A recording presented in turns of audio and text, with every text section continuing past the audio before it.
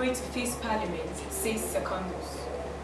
FG orders isolation centers reopening. No one is in charge of Nigeria, says Soyinka.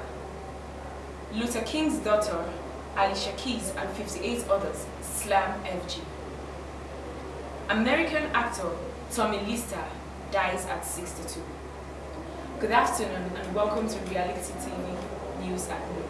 I am Chikeze Precious. Now the news in details.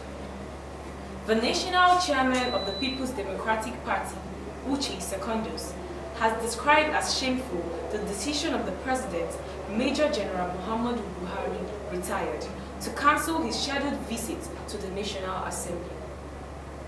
He expressed disappointment that the President, a retired general of the Nigerian Army, was afraid to appear before a parliament to discuss the issue of security. Secondus said this at a media briefing. He said, "This back and forth from the President on a vital issue as the security that is overwhelming our nation underscores our position as an opposition party that nobody is in charge and that this is a broken government.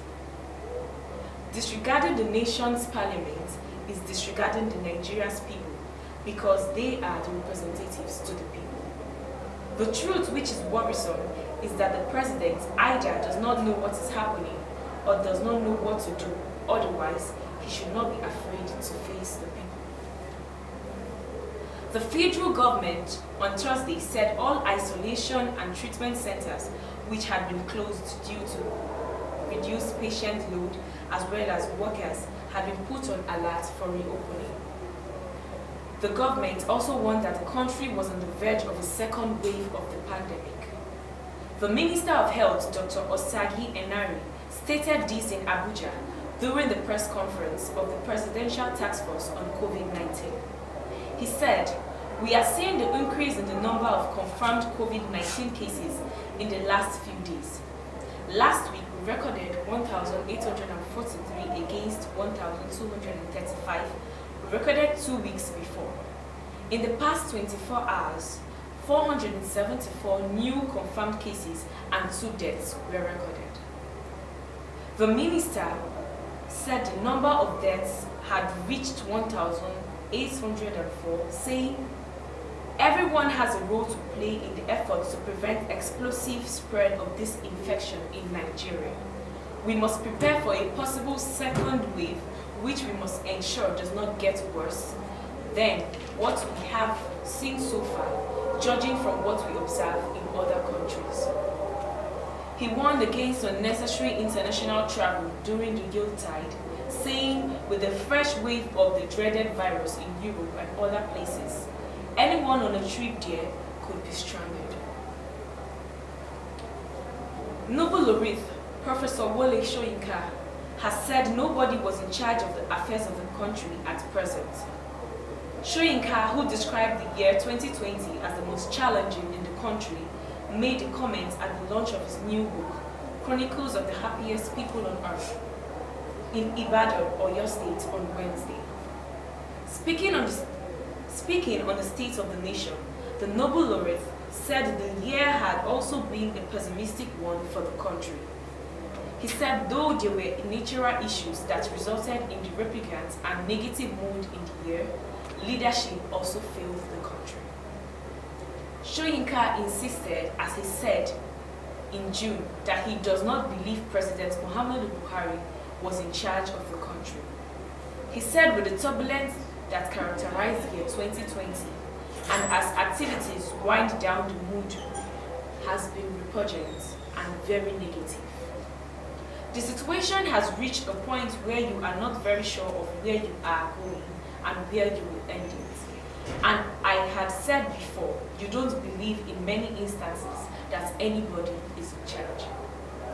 That really is a perilous condition for any nation. So I am afraid it has not been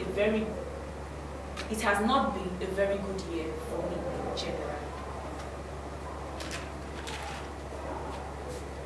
Global activists and celebrities on Tuesday hit out at the federal government over crackdown on peaceful EndSARS protesters demonstrating against police brutality.